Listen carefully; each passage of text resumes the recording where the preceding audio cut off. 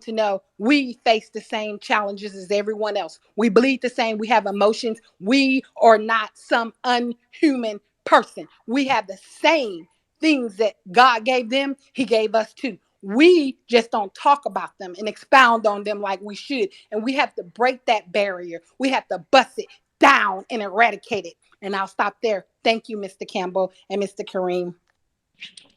You're more than welcome, man. I learned something there. I learned something there. Ray, you were getting ready to say something, Ray? Yes, Comment? I was waiting for her to get done. I was gonna ask her to do a rebuttal. Go ahead. So I'm military. I've been in about 14 years. I'm a big um, gun rights advocate because I understand our people at some point couldn't even have guns to defend themselves. So I honestly do defend the Second Amendment, and I just wanted to say this really quick.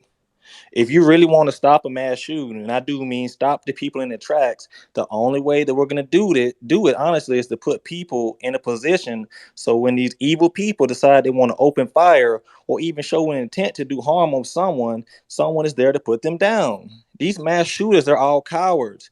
They only thing they want is a high body count. They don't want a quick shootout.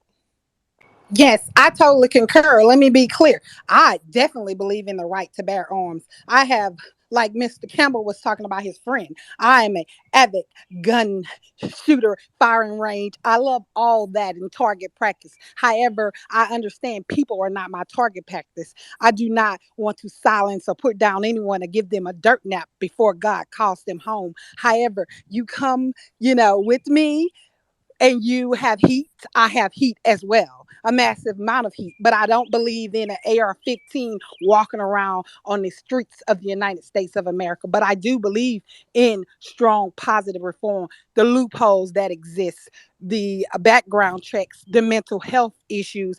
I shouldn't just be able to sell you a gun, sir, and just meeting you over the phone. But that goes on in America. Every state. I live in a state. I'm stationed here at Fort Hood, Texas, so I don't have to have a concealed carry permit. I can just carry my weapon in Walmart, wherever. There has to be a sign for it to say that a firearm is not legal to carry wherever I'm shopping. But majority of the places here besides church, I can carry any firearm I choose.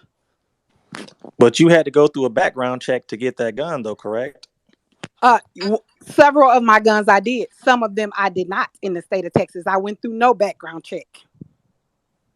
Yeah, yeah. I just want to say in her defense that I believe there's right now currently because there's no federal law and it's really relegated to the states that you can do private sales, which don't require background checks, things like that. As long as the person, and that's the very nature of the federal standard, as long as the person they feel like doesn't have any like anything negative or they're not a known felon or whatnot, and you sell them the gun, they're not responsible.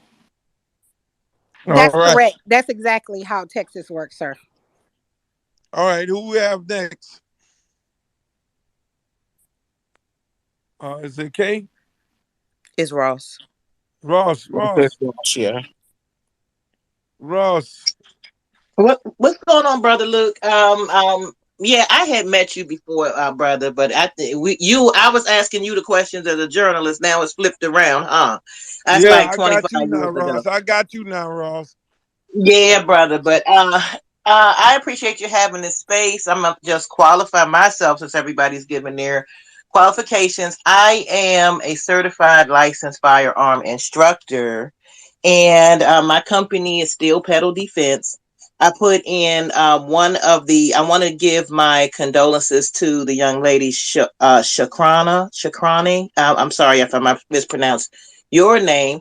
About your sister, and I wanted to basically come in and say one of my best friends was she had her cousin was murdered in Baltimore. I mean Buffalo. I apologize, Buffalo, and they had her funeral a couple of days ago, and I wanted to basically give my opinion on the mass shootings and to be able to just say that it's unfortunate. And also, I'm an educator. So I know, and a lot of parents, a lot of people on here, I don't care how much military background you have, if you're not in a classroom and you don't see the drills, you don't see how unprotected a lot of these teachers and classrooms are. If we're talking about the incident with the kids that just happened yesterday. They basically do not have proper protections around the schools. The reason why they're targeted in both cases, in Buffalo and in the school, is because they're soft targets. They know that once they get on those school grounds, there is little to no protection for those kids. Now you're talking, I don't know how big that school is, but I've worked in schools from high school where it's 3,000 students, 3,500 actually students, all the way down to elementary school where it's about 750 students. There's no